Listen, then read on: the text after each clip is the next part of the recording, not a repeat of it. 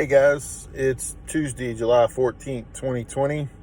It's a pretty day. Looks like it's going to get hot again today. I'm over here in Lake Carolina waiting on my 10 o'clock appointment. So I had a few minutes to say some things on my daily video.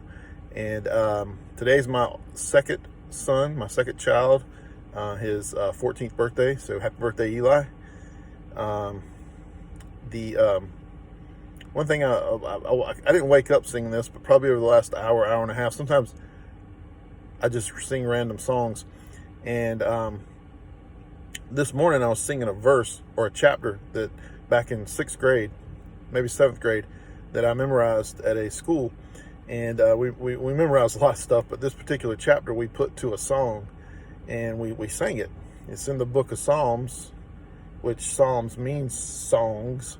And David and some other folks that wrote in that book, basically everything was musically related, or music itself, poetry type stuff. Anyway, Psalm 19 was the chapter, and it's a really good chapter. It's a really good chapter if you want to memorize. But I was singing the last verse, and the verse says, "Let the words of my mouth and the meditation of my heart be acceptable in thy sight, O Lord, my strength and my redeemer." And so it's a really good verse, really, once again, a good verse to memorize for kiddos or adults who struggle to memorize verse, because it has a good good beat to it, a good rhythm. I don't know how it's set up musically or poetically, but I'm sure it has something to do with iambic pentameter, or one of those big words that onomatopoeia. I love those words. Anyway, the verse says, "Let the words of thy mouth and the meditation of thy heart be acceptable unto you." And I was thinking about the part that says, "Let the words of your mouth be acceptable." And that's basically a commandment. It is a commandment. It's something that he's stating for us to do. He didn't say let some of the words. He didn't say, sometimes, do this. He said, let the words of thy mouth. So, and what we say and how we say it should be a reflection of Christ, should be pleasing to God. And so I was thinking about, what are some ways that it's not just our words necessarily, it's even sometimes pseudo words, like, the words themselves obviously can be something, but I was thinking about like the words I use in my responses, especially like social media, or just communicating by text or whatever it is.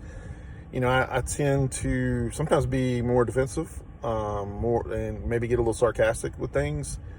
Sometimes I'm just joking, but sometimes maybe the reader doesn't know that. So you have to be careful about how you respond, and is it pleasing to God? How we respond is a direct reflection of Christ. Another way is simple body language is a way of communication, along with the speech itself. Body language will sometimes get me in trouble, especially my wife. But you gotta be careful how you do your eyes, or how you wiggle your head, or whatever it might be. It's that's a reflection of speech. And last one I wrote down, just sitting here waiting on my appointment, was like a subtle, like a borderline like joke, one of them gray area type things, or a subtle sarcastic remark.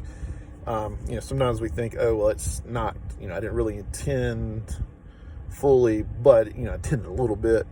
Got to be careful about how we reflect Christ in what we say, and even in the meditation, the how we think with our heart and our in our mind, obviously, but how our thoughts come out. In Ephesians 4:29, it says, "Let no corrupt communication proceed out of your mouth, but that which is good to the use of edifying, that it may minister grace unto the hearers."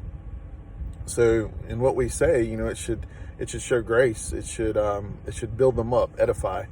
It is a command here in Ephesians 4:29. Once again, as a command statement from God.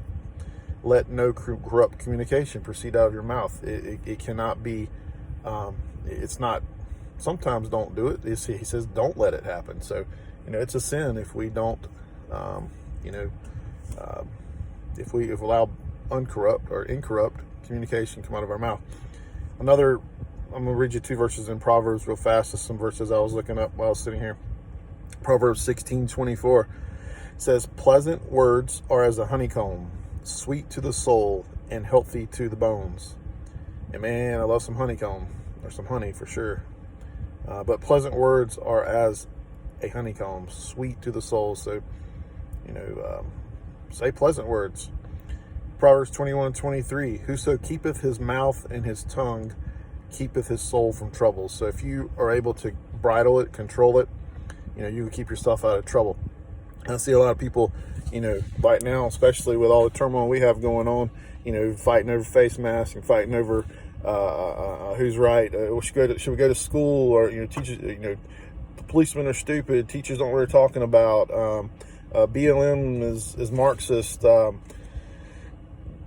There's so many things. Statues. People who want to tear down statues are communists. There's so many. Our president's an idiot. The Dems are trying to tear our country apart. What's building us up? And hey, I'm guilty. I think everybody's guilty right now. It's hard to keep us a pleasant heart and mind in all this, but may we try to work on it based off the Lord's commandments, and may we pray that we, it changes our heart attitude, and what's in our heart comes out in our mouth. All right, guys, y'all have a great Tuesday. Take care. Bye.